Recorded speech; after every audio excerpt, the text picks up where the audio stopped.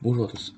Aujourd'hui, on va voir comment est-ce que le cœur fonctionne. Donc, on va détailler comment est-ce que pendant un battement de cœur, le sang passe dans le cœur et est renvoyé dans le reste de l'organisme. Donc, le cœur, voici un demi-cœur qui est représenté ici. Donc, on a bien l'oreillette, le ventricule. Ici, c'est l'artère aorte et ici, c'est la veine pulmonaire. Donc, le sang vient des poumons d'ici et il repart vers le reste de l'organisme par l'artère aorte. Donc, on va détailler les étapes d'un battement de cœur et montrer à chaque fois quels sont les éléments du cœur qui rentrent en jeu pour que le sang soit bien envoyé. Alors, la première étape, c'est le remplissement de l'oreillette. Donc, c'est l'étape qui va correspondre sur le graphique de ici à ici. Donc, le sang rentre directement euh, de la veine pulmonaire jusque dans l'oreillette. On remplit l'oreillette. L'état de la valvule ici est fermé. La valvule ici est ouverte. Donc, le sang peut naturellement remplir le cœur et remplir le ventricule. Donc c'est le remplissage du ventricule. Deuxième étape, donc une fois que le ventricule est rempli, on va avoir la pression ici qui va augmenter, ce qui va avoir pour conséquence de fermer les anneaux de cartilage ici.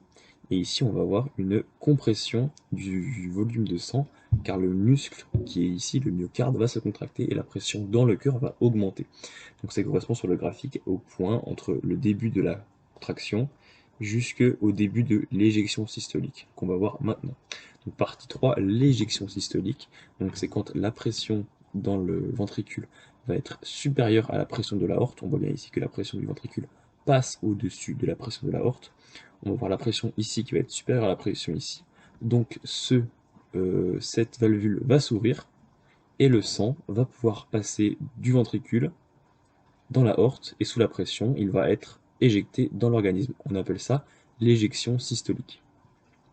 Ensuite, quatrième partie, une fois que le sang s'est éjecté, la pression du coup dans le ventricule va chuter, la pression dans la horte va redevenir supérieure à la pression du ventricule, ce qui va faire que cette valve va se refermer et en même temps, ça va être le début d'un nouveau cycle, donc on va avoir une réouverture de cette valve ici, et, hop, et